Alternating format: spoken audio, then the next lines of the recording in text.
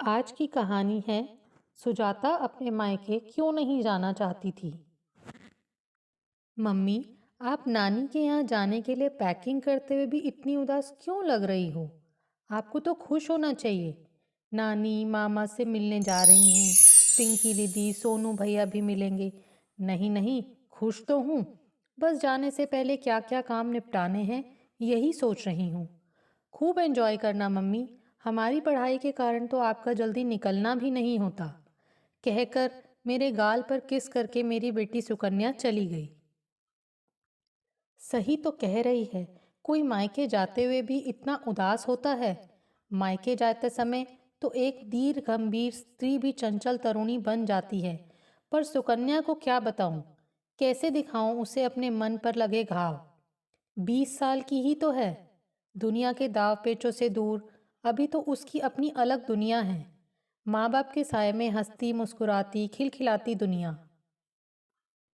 मेरे जाने के बाद अमित, सुकन्या और उससे 3 साल छोटे सौरभ को कोई परेशानी ना हो, इस बात का ध्यान रखते हुए घर की साफ सफाई करने वाली रमाबाई और खाना बनाने वाली कमला को अच्छी तरह निर्देश दे दिए थे। अपना बैग बंद कर मैं अमित का ऑफिस से आने का इंतजार कर रही थी। सौरभ ने भी खेल कर आने पर पहला सवाल यही किया, मम्मी, पैकिंग हो गई?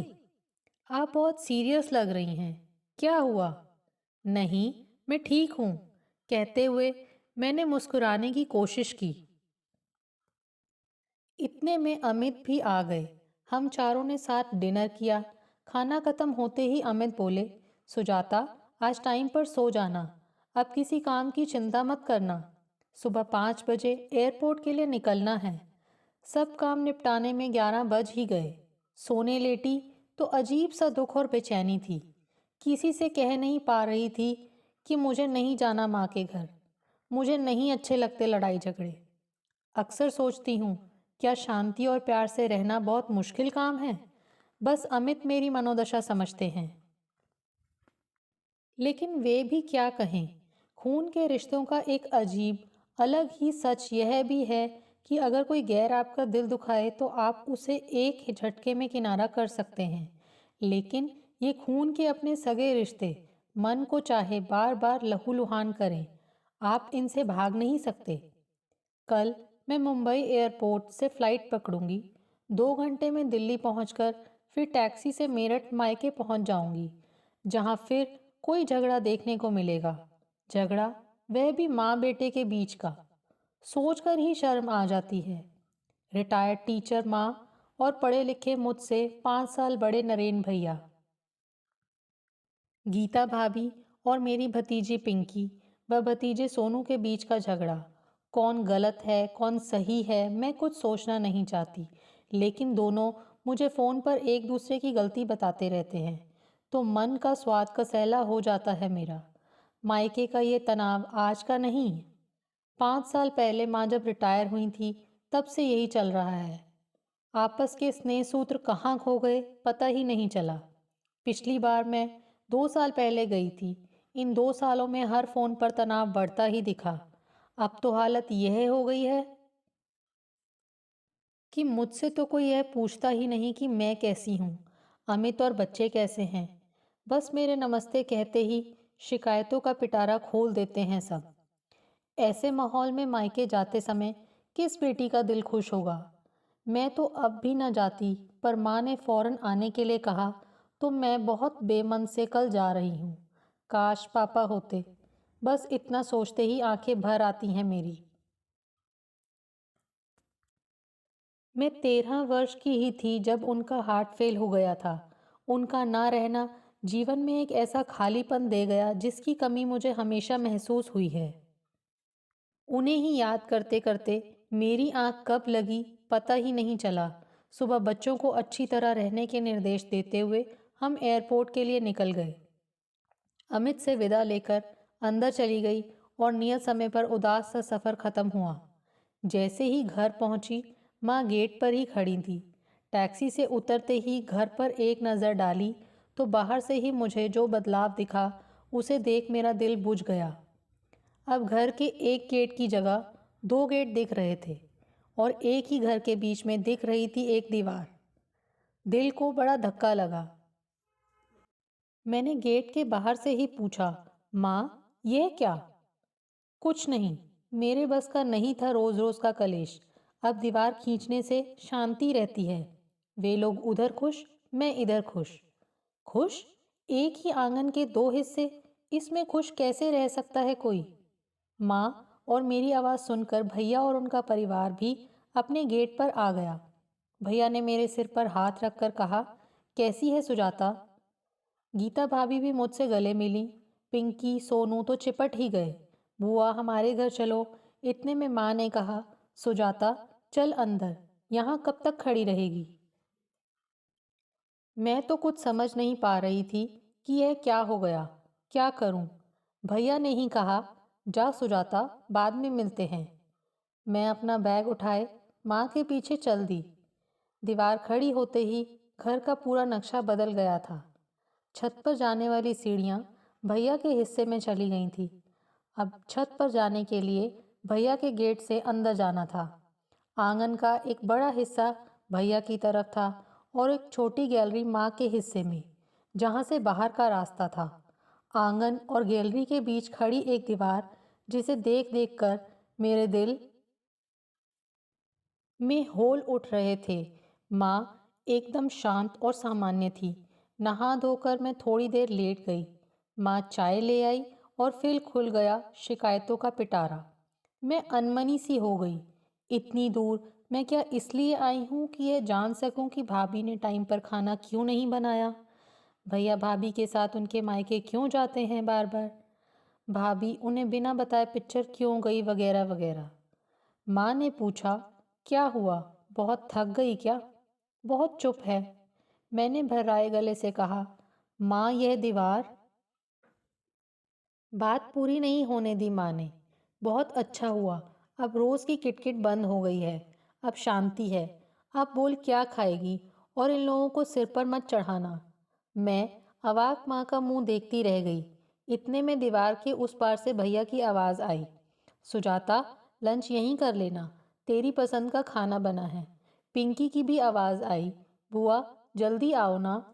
माँ ने पल भर सोचा, फिर कहा, चल अच्छा, एक चक्कर काटा उधर, नहीं तो कहेगा माँ ने भाई बहन को मिलने नहीं दिया।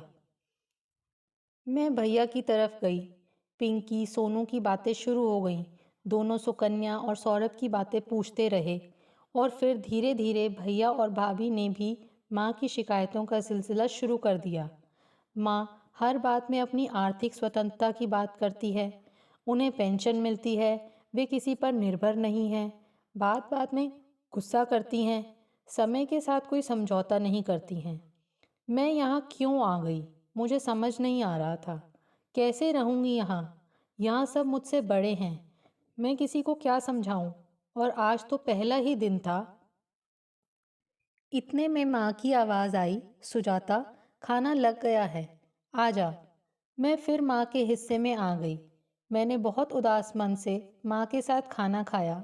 माँ ने मेरी उदासी को मेरी थकान समझा और फिर मैं थोड़ी देर लेट गई। बेड के जिस तरफ मैं लेटी थी, वहाँ से बीच की दीवार साफ दिखाई दे रही थी, जिसे देखकर मेरी आंखें बार बार भीग रही थीं। अपने अपने अहम के टकराव में मेरी माँ और मेरे भैया ये भूल चुके थे कि इस घर की बेटी को आंगन का ये बंटवारा देखकर कैसा लगेगा। मुझे तो यही लग रहा था कि मेरा तो इस घर में गुजरा बचपन, जवानी सब बट गए हैं। आंगन का वह कोना जहाँ पता नहीं कितनी दोपहरें सहेलियों के साथ गुड्डे गुड़िया का खेल खेले थे।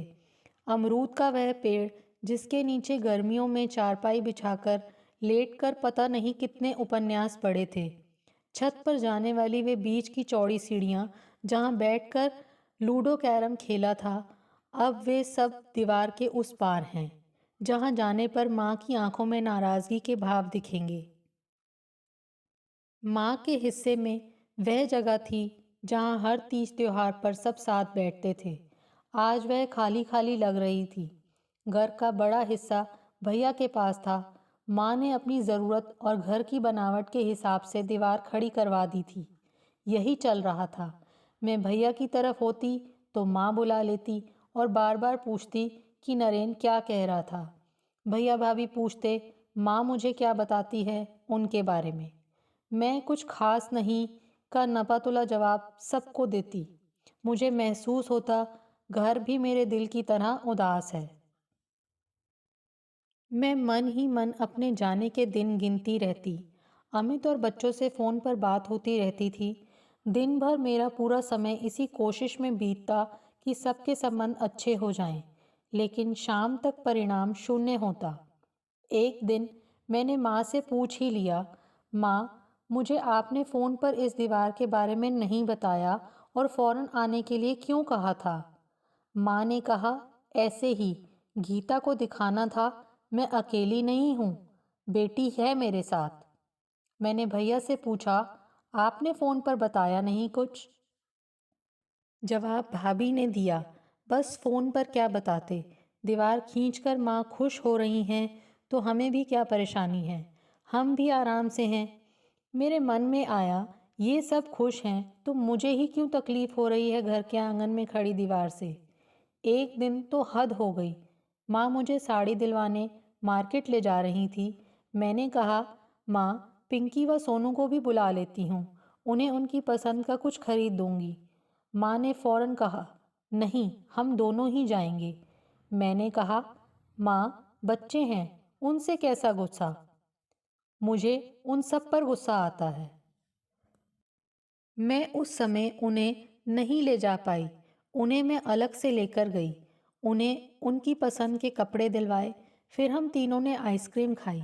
जब से आई थी यह पहला मौका था कि मन को कुछ अच्छा लगा था। पिंकी व सोनू के साथ समय बिताकर मन बहुत हल्का हुआ। 5 दिन बीत रहे थे। मुझे अजीब सी मानसिक थकान महसूस हो रही थी। पूरा दिन दोनों तरफ की आवाज़ों पर कभी इधर तो कभी उधर घूमती दौड़ती रहती। मन रोता मेरा, किसी को एक बेटी के दिल की कसक नहीं दिख रही थी। किस बेटी का मन नहीं चाहता कि कभी वह 2-3 साल में अपने मायके आए तो प्यार और अपनेपन से भरे रिश्तों की मिठास यादों में साथ लेकर जाए। मगर मैं जल्दी से जल्दी अपने घर मुंबई जाना चाहती थी, क्योंकि मेरा मायका मायका नहीं रह गया था। वह तो एक ऐसा मकान था जहाँ दीवार की दोनों तरफ माँ बेटा बुरे पड़ोसियों की तरह रह रहे थे। इस माहौल में किसी बेटी के दिल को चैन नहीं आ सकता था। मैंने अमित को बता दिया कि मैं 1 हफ्ते में ही आ रही हूँ। अमित सब समझ गए थे। 7वें दिन मैंने अपना बैग पैक किया, सबसे कसैले मन से विदा ली। भैया ने अपने जान पहचान की टैक्सी बुलवा दी थी। टैक्सी में बैठकर सीट पर सिर टिकाकर मैंने अपनी आंखें बंद कर ली। लगा विदाई तो आज हुई है मायके से। शादी के बाद जो विदाई हुई थी उसमें फिर मायके आने की, सबसे मिलने की एक आस, चाह और कसक थी। लेकिन अब लग रहा था कि कभी नहीं आ पाऊंगी।